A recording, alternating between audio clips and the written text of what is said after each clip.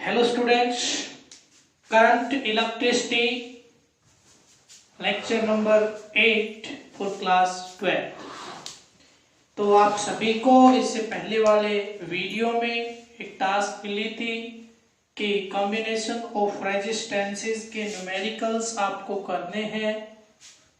तो कुछ एक बच्चों ने अप्रोक्सीमेटली 20 के आसपास स्टूडेंट्स ने मेरे पास न्यूमेरिकल सेंड किए हैं, बाकी ने पता नहीं किए नहीं या मेरे पास सेंड नहीं किए। तो आपसे रिक्वेस्ट करता हूं कि उनको सोल्व जरूर कीजिए।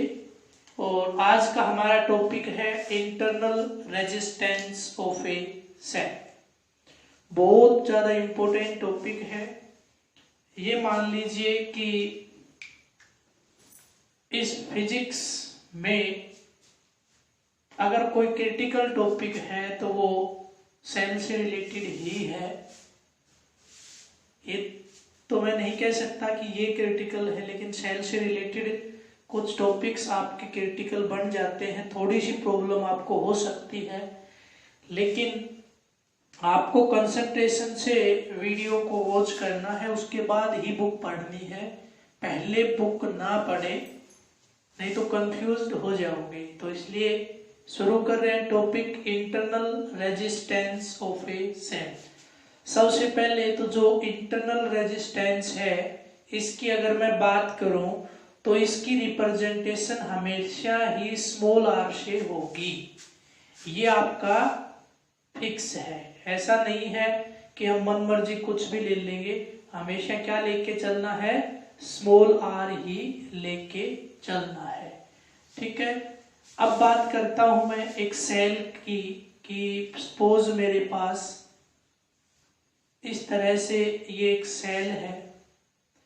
इस सेल के अंदर इस तरह से इलेक्ट्रोलाइट होगा। ठीक है, इसके दो टर्मिनल होते हैं, एक कैथोड होता है और एक एनोड होता है। तो एक साइड में तो मैं कैथोड ले रहा हूं, एक साइड में ले रहा हूं एनोड। तो ये एक टर्मिनल आपका ये ना, मन मर्जी आप कोई भी कैथोड एनोड ले लीजिए, उससे कोई फर्क नहीं पड़ेगा। तो ये मैं एक तो कैथोड ले रहा हूं और एक ले रहा हूं मैं एनोड। तो इधर ले रहा हूं मैं एनोड। इस तरह से मैंने दो टर्मिनल इसके लिए हैं। इसके लिए जो एरिया है वो मैं मान के चल रहा हूं ए, और जो आपका कैथोड वाला टर्मिनल था, चलो ऐसे करता हूं कि एनोड कैथोड को तो भूल जाइए आप कि कोई भी एक एनोड है एक कैथोड है। बस ये याद रखिए कि इसका एरिया ए है और इसका area of the plate of the cathode और एनोड। एनोड और कैथोड जो प्लेट है उसका एरिया, यानी इसको प्लेट एरिया भी हम बोल सकते हैं। इसके अंदर है आपका इलेक्ट्रोलाइट।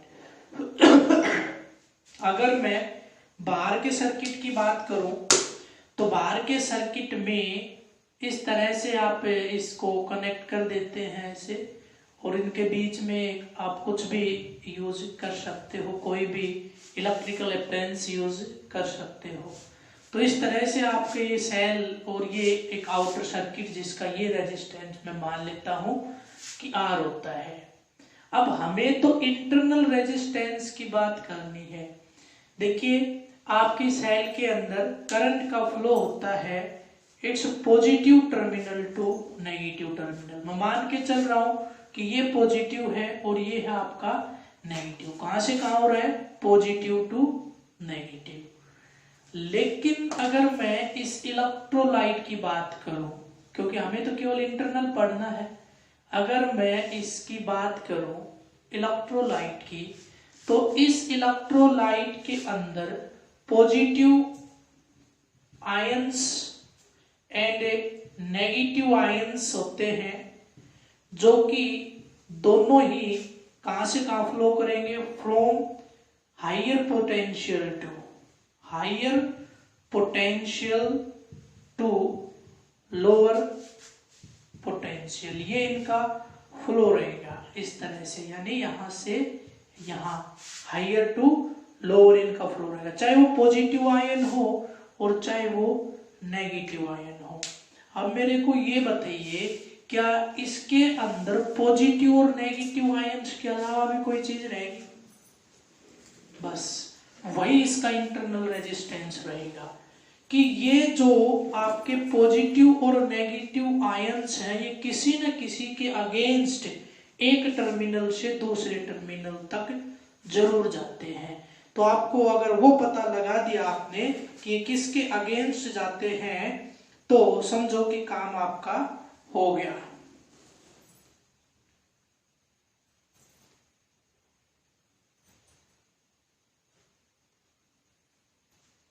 तो आपके पास नेगेटिव और पॉजिटिव आयंस हैं, इसके अलावा इनका कोई ना कोई बैकग्राउंड जरूर होगा, या किसी न किसी जगह पे टिके हैं, या सारे नेगेटिव पॉजिटिव तो नहीं बन गए। तो अब देखिए, जब ये फ्लो करते हैं तो कुछ बैकग्राउंड आपके आयंस और बच गए, यानी न्यूट्रल आयंस भी हो सकते हैं वो, तो उनके अगेंस्ट इनको चलना पड़ेगा, क्योंकि हमने पढ़ा है कि केवल और केवल नेगेटिव और पॉजिटिव जो है वही एक पॉइंट से दूसरे पॉइंट तक जाएंगे, यानी वही higher potential to lower potential जाएंगे। बाकी बच गए न्यूट्रल वगैरह या जो भी बैकग्राउंड आयंस हैं वो अपनी जगह से नहीं लेंगे, या हम ये तो नहीं कह सकते नहीं लेंगे, लेकिन इनकी डायरेक्शन में नहीं होंगे, ये कंफर्म है। जिस डायरेक्शन में आपके नेगेटिव पॉजिटिव होंगे उस डायरेक्शन में तो वो नहीं हो सकते। इट मीन्स वो जो बच गए उनके साथ इनका कोलिजन भी होता होगा, वो इसका अपोज भी करते होंगे, और जब जहां पे अपोज हो रहा है तो अपोज किसका हो रहा है? चार्ज के फ्लो का अपोज हो रहा है। चार्ज के फ्लो को क्या बोलते हैं? करंट। और करंट के अपोज को क्या बोलते हैं? रेजिस्टेंस बोलते हैं। इट मीन्स ये रेजिस्टेंस किसने ऑफर किया? इसके इलेक्ट्रोलाइट ने। किसने ऑफर किया? इसके इलेक्ट्रोलाइट ने। एक सेल के इलेक्ट्रोलाइट ने जो रेजिस्टेंस ऑफर्ड किया किसमें? एक टर्मिनल से दूसरे टर्मिनल तक करंट के फ्लो में, उसको क्या बोलते हैं? Internal resistance of a cell. तो यहां से आप डेफिनेशन इजीली बना सकते हो। The resistance offered by the electrolyte of a cell in the flow of current from one terminal to another terminal of the cell if the cell is not used in the circuit। क्योंकि circuit में use करने के बाद तो एक terminal से दूसरा terminal का पाथ दूसरा भी हो सकता है। पाथ केवल एक इसके अंदर अंदर का होना चाहिए, इलेक्ट्रोलाइट के अंदर अंदर का। ये जो सॉल्यूशन है इसके अंदर अंदर, ठीक है। चलिए उसके बाद में बात, शायद इंटरनल रेजिस्टेंस बिल्कुल छोटा सा टॉपिक था, वो आपको पता चल गया होगा। अब मैं बात करता हूं कि ये जो इंटरनल रेजिस्टेंस जिसको स्मॉल r से रिप्रेजेंट कर रहे हैं, ये किन किन फैक्टर्स पे डिपेंड करता है। तो डेफिनेटली भाई जो इलेक्ट्रोलाइट है फिक्स तो है नहीं, किसका बनेगा? अलग अलग थिंग्स का बन सकता है ना, अलग अलग सॉल्यूशन हो सकता है। कोई किसी मटेरियल का बना दे, कोई किसी का बना दे।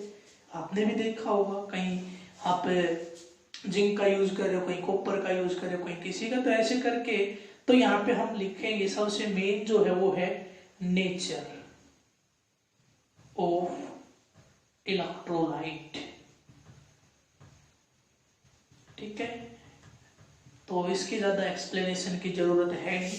दूसरा देख लीजिए जो बहुत जरूरी है।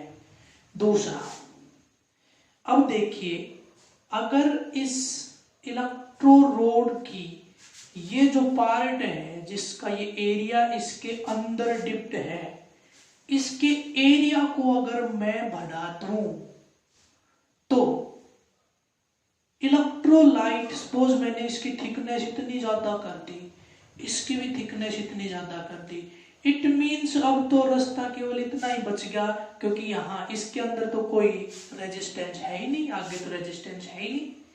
इट मीन्स इसके ऊपर ये कैसे डिपेंड किया? प्लेट एरिया के ऊपर resistance is inversely depend. Plate area पे कैसे डिपेंड करता है? इनवर्सली डिपेंड करता है। प्लेट का एरिया जो इमर्ज्ड एरिया है उसको बढ़ाओगे तो इंटरनल रेजिस्टेंस घटेगा, और घटाओगे तो बढ़ेगा।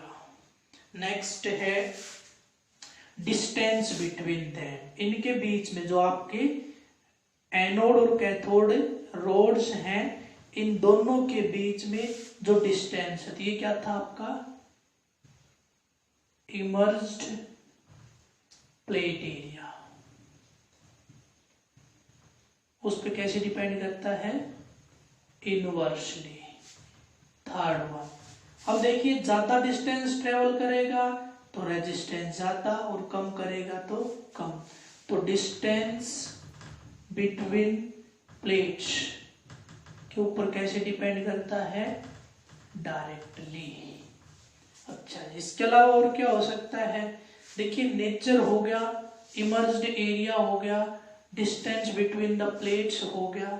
अब बात आती है कि ये जो इलेक्ट्रोलाइट है इसमें कंसंट्रेशन कितनी है, इस इलेक्ट्रोलाइट की कंसंट्रेशन कितनी है। अगर कंसंट्रेशन ज्यादा तो इंटरनल रेजिस्टेंस भी ज्यादा, ये तो डेफिनेटली अगर कंसंट्रेशन बढ़ेगी तो नंबर ऑफ कोलिजन्स भी बढ़ेंगे। तो इट मींस इलेक्ट्रोलाइट की कंसंट्रेशन के ऊपर भी ये डायरेक्टली डिपेंड करता है। लास्ट आपका केवल देखिए इलेक्ट्रोलाइट और इनके बीच में जो चीजें थी वो सारी मैंने यहाँ पे लिख दी हैं। अब एक एक्सटर्नल थिंग और है और वो है टेम्परेचर। वो क्या है आपका टेम्परेचर। टेम्परेचर के ऊपर जो इफेक्ट है यहाँ आपका जो टेम्परेचर का इफेक्ट है इंटरनल रेजिस्टेंस पे, वो इलेक्ट्रोलाइट में आपने पढ़ रखा है, that is decreases with increasing temperature.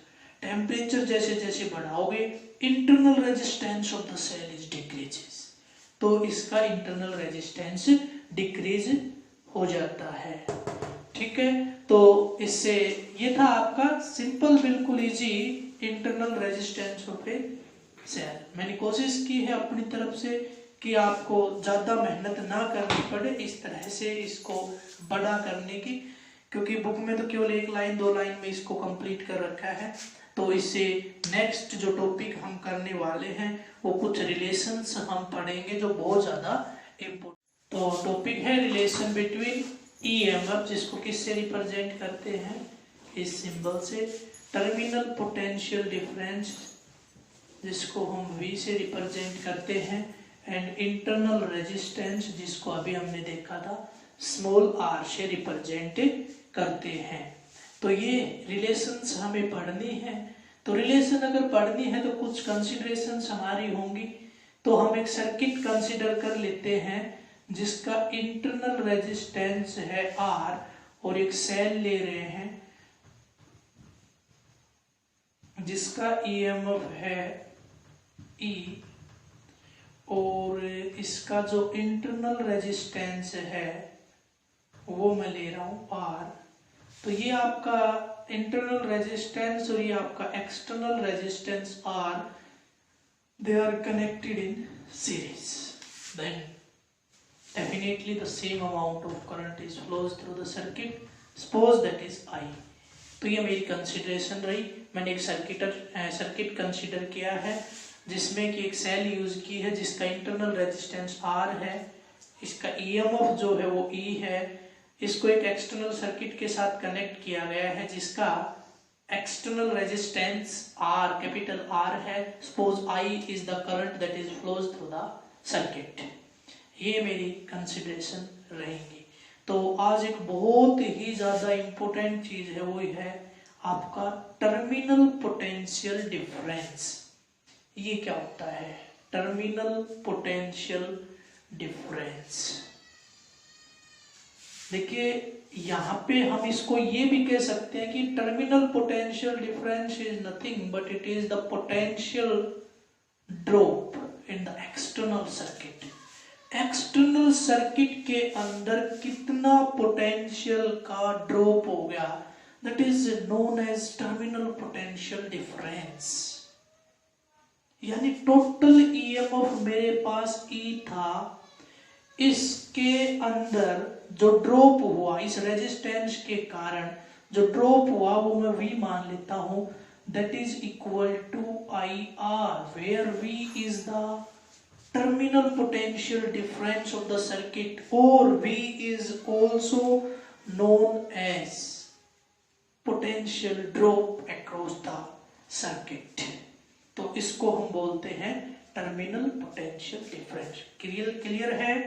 The potential drop across या in the external circuit is known as its terminal potential difference. जो आपका पोटेंशियल का ड्रॉप किसके अंदर होता है? सर्किट के अंदर होता है, सेल के अंदर नहीं, सर्किट के अंदर होता है। उसको क्या बोलते हैं?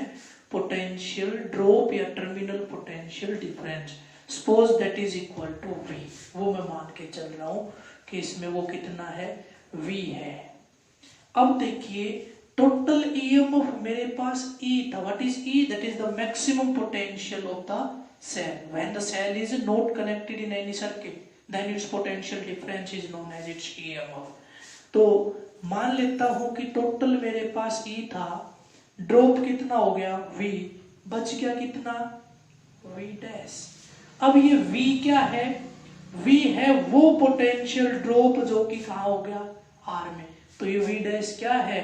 वो पोटेंशियल ड्रॉप जो कि किस में हुआ?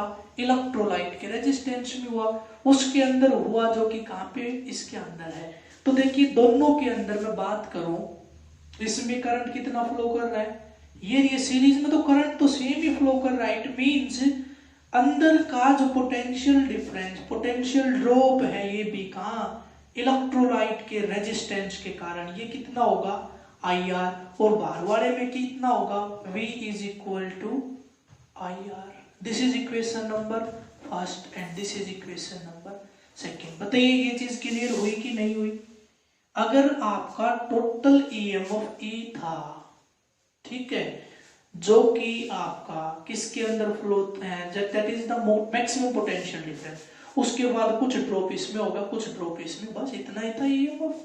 तो आपके पास मैं कह सकता हूं कि यहाँ पे जो EMF है which is equal to V plus V dash।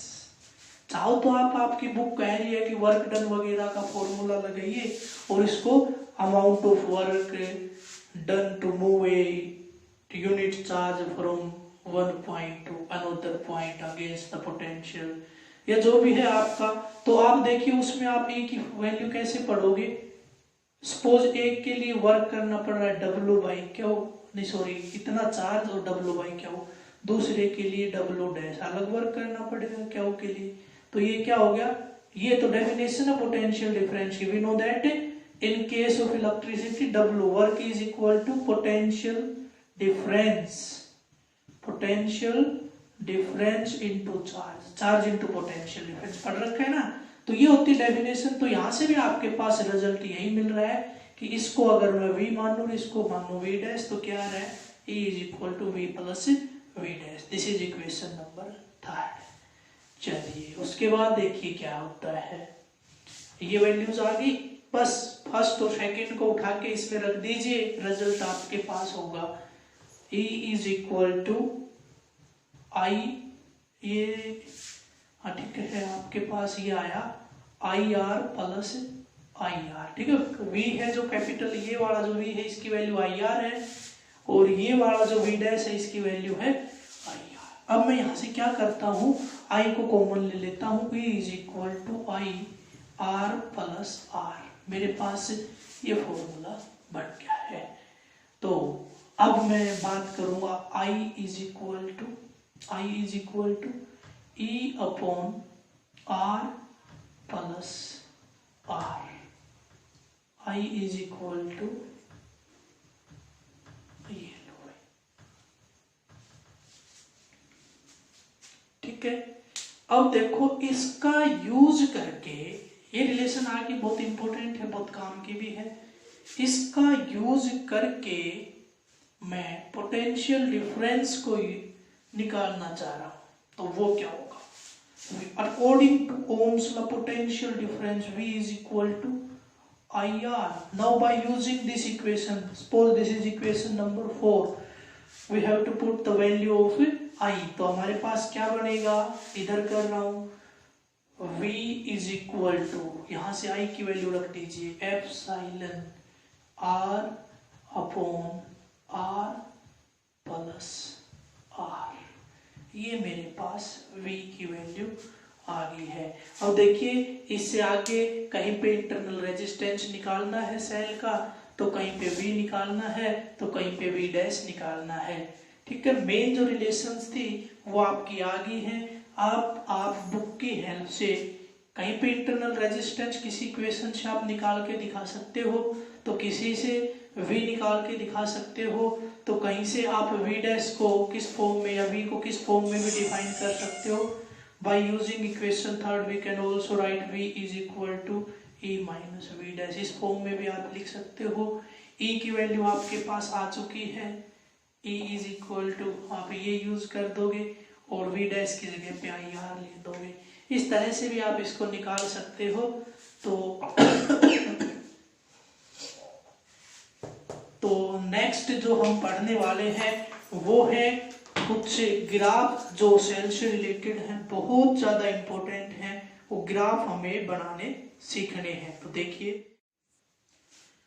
तो कुछ इंपॉर्टेंट कर्व्स हैं, कैरेक्टरिस्टिक कर्व्स फॉर सेल। तो सबसे पहली कर्व है आपकी E वर्सेस R। तो आपने पढ़ा था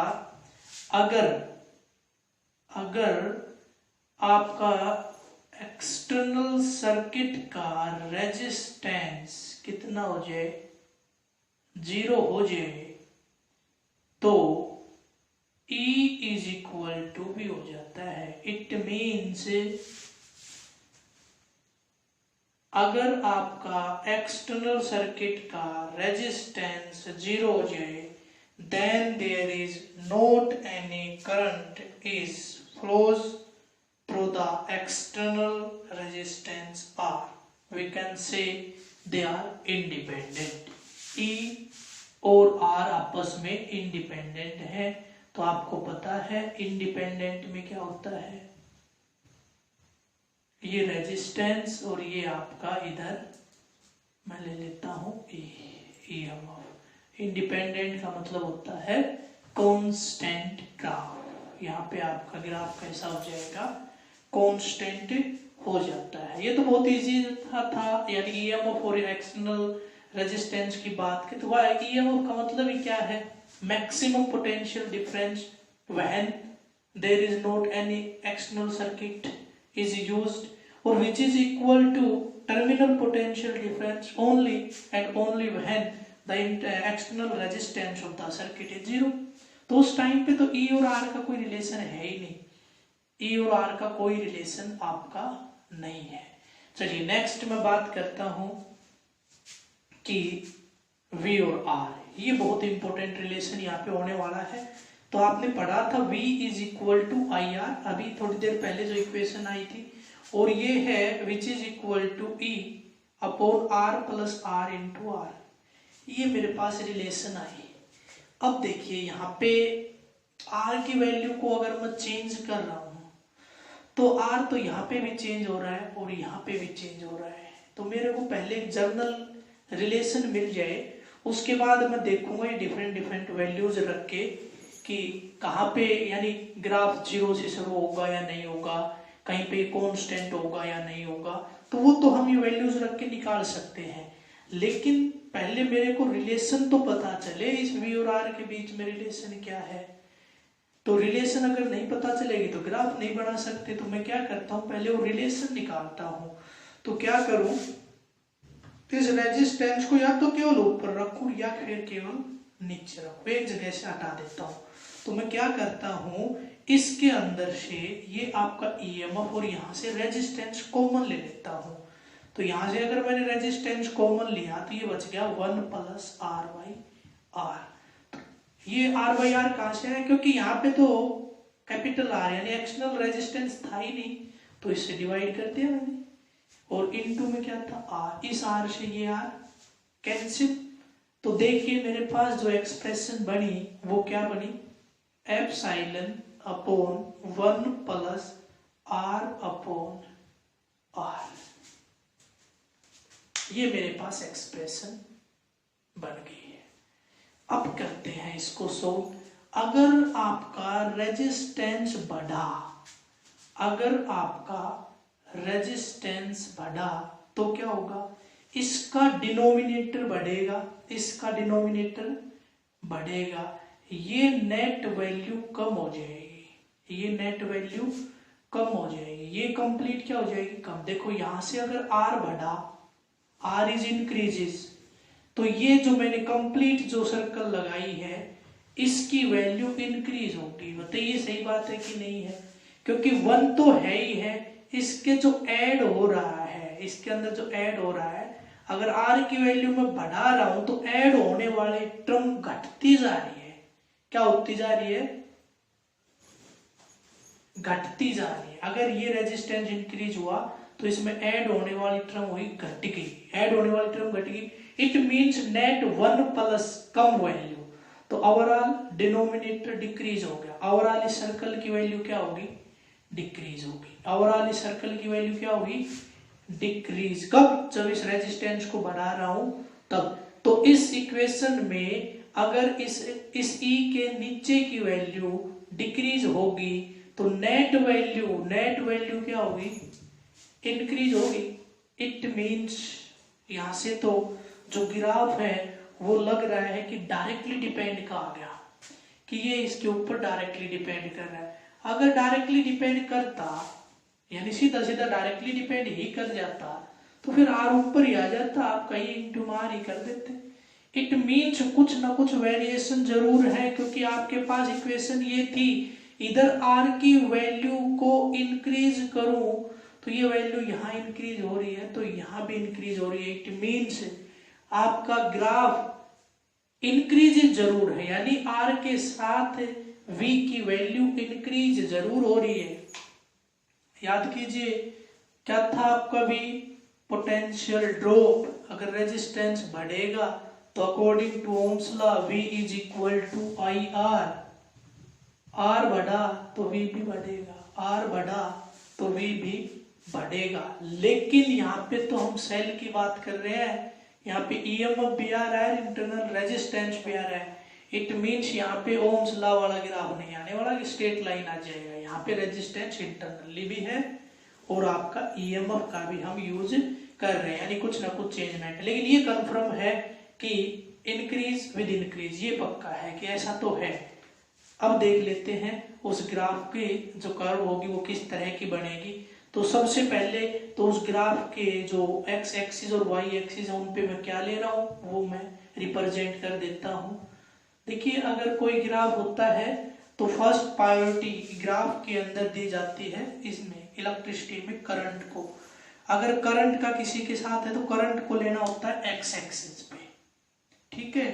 अगर आपका किसी का रेजिस्टेंस के साथ रिलेशन निकालना है तो फिर रेजिस्टेंस को लेना होता है एक्स एक्सिस पे। कई सोच रहे होंगे करंट और रेजिस्टेंस दोनों आ जाए तो फिर वो भी कनेक्ट ही नहीं है, यानी आई और आर तो इंडिपेंडेंट होने चाहिए।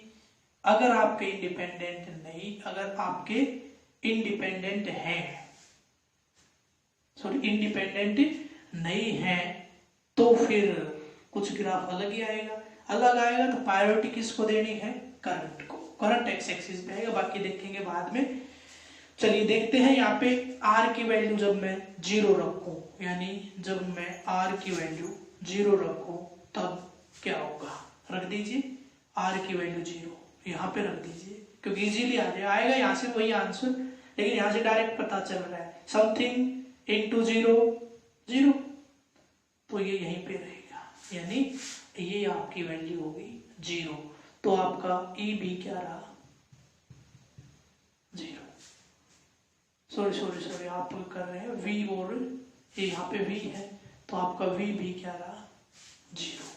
r की वैल्यू 0 तो v भी क्या हो गया, 0 हो गया। चलिए उसके बाद मैं बात करता हूं नेक्स्ट। अगर r की वैल्यू इंटरनल रेजिस्टेंस के बराबर कर दूं तो इंटरनल रेजिस्टेंस के बराबर कर दूं तो कर दो। यहाँ पे अगर मैं r की वैल्यू को r करूं तो r से r कैंसिल, यह आया आपका 1 प्लस 1 e/2। तो सपोज ये कंप्लीट वैल्यू e है तो इसका हाफ निकाल लीजिए, कितना आ गया e/2। तो याद रहे यहाँ पे आपका आ गया है e/2 और उस टाइम पे ये कितना है r is equal to r, suppose वो r यहाँ पे कहीं होगा, r ये पॉइंट ले लिया, ठीक है, ये वैल्यूज आई, इसको आगे प्रोसीड कर दीजिए और इसको आगे प्रोसीड कर दीजिए, यहाँ तक का ग्राफ आपका बन जाएगा, ठीक है। तो यहाँ तक का अगर ग्राफ आपका बन रहा है तो उसको मैं आपस में मिला देता हूँ, कुछ इस तरह का ग्राफ मेरा आ गया, बिल्कुल थोड़ा सा कर्व रहेगा आपका, बिल्कुल स्ट्रेट लाइन नहीं रहेगा। उसके बाद ये आ गया आपका, अगर ऐसा करते हैं तो v की वैल्यू है वो आपकी e/2 आ रही है। अगर r is equal to infinity रख दो, r is equal to infinity रख दो, इसमें रखना है, इसमें रखना है, क्या था r/r, यहाँ पे इन्फिनिटी रखिए, something upon infinity, something upon infinity, तो आपका वो कांस्टेंट आपके यहाँ से एक टर्म बढ़ने वाली है, यानी कि अगर मैं r की वैल्यू इन्फिनिटी रख दूं तो आपका जो v है ये मैक्सिमम हो जाएगा, क्या हो जाएगा, मैक्सिमम हो जाएगा। तो मैक्सिमम मीन्स मैक्सिमम वैल्यू कितना हो सकता है, मैक्सिमम कितना हो सकता है आपका, यानी EMF के बराबर terminal voltage is equal to EMF हो जाएगा। तो उस टाइम पे आप इसको क्या करोगे, यानी ये लगातार इंक्रीज होता जाएगा और एक टाइम ऐसा आएगा जिसपे ये क्या हो जाएगा, कांस्टेंट हो जाएगा। तो इस तरह से इसको क्या कर देते हैं, constant, this is corresponding to E, this is corresponding to EMF। इस तरह का आपका ग्राफ यहाँ पे बन रहा है। लास्ट है आपका V वर्सेस I, तो थोड़ा सा इसको चेंज करके लिखते हैं, V is equal to minus of IR plus E। क्या आपकी इक्वेशन ऑफ स्ट्रेट लाइन के बराबर है कि नहीं है, mx प्लस c। तो ये तो आपकी इक्वेशन ऑफ स्ट्रेट लाइन है and the slope of resistance, internal resistance is negative, इसका स्लोप कैसा है, नेगेटिव। तो किस तरह का बनता है इसके लिए ग्राफ, इस तरह का जो ग्राफ है किसके लिए बना रहे हैं, I और V के लिए, इधर I और इधर V। तो नेगेटिव जो ग्राफ होता है वो कुछ इस तरह का होता है, स्ट्रेट लाइन नेगेटिव स्लोप, पता है ना, बताया था कि नेगेटिव का मतलब क्या होता है, angle is greater than 90 degree, तो इसका मतलब ये स्लोप कैसा हुआ, नेगेटिव। ये है आपका स्लोप ऑफ R का स्लोप है ये आपका 0 at particular value of x, suppose A और ये आपका B, तो ये आपका VB और ये आपका IA। At particular value of IA VB will be 0 and at particular value of VB I will be 0। तो इस तरह का ग्राफ आपका ये बना है। मेन जो ग्राफ इसमें करना था, जो आपको याद रखना है, वो है ये, जो बहुत ज्यादा इम्पोर्टेंट है। ऐसा कई बार पूछ लिया जाता है, ग्राफ तो बनाइए ही, यानी ये ग्राफ तो आप बना दोगे, उसके साथ साथ आपने जो ये पॉइंट इसके अंदर शो किए हैं E/2R, इनको प्रूव करके दिखाइए इक्वेशन की हेल्प से कि जो हमने इसमें लिया है वही आपका आएगा, जो हमने इसके अंदर लिया है वही इसके अंदर भी आएगा। तो यहाँ पे हम कर रहे थे कि ये जो वैल्यू होती है ना, इसको अगर मैं करूंगा तो क्या आएगा, R की वैल्यू अगर मैं इन्फिनिटी रख रहा हूँ, समथिंग अपॉन इन्फिनिटी 0 हो गया, 1 प्लस 0, ऊपर क्या था E, तो ये आपका क्या हो गया है E/1, और इधर क्या था आपका V, तो V इज इक्वल टू क्या हो जाएगा आपका E हो जाएगा। तो ये आपका प्रूफ भी कई बार पूछ लिया जाता है, तो बहुत ज्यादा इंपॉर्टेंट ग्राफ है। तो आज के वीडियो में हम केवल इतना ही करेंगे क्योंकि आपके लिए ये टॉपिक नया है, थोड़ा सा मेहनत आपको करनी पड़ेगी इसके लिए। इससे रिलेटेड न्यूमेरिकल प्रॉब्लम्स आपकी जस्ट इसके बाद आपकी बुक में गिवन है, तो उनको ट्राई कीजिए। नेक्स्ट वीडियो में हम ग्रुपिंग ऑफ सेल पढ़ेंगे, उसके बाद इस चैप्टर में कुछ भी नहीं बचा है। ग्रुपिंग ऑफ सेल के बाद बहुत इजी टॉपिक्स आपके आ जाते हैं, 2 लॉ हमने पढ़ने हैं और उनका यूज करना हमें सीखना है।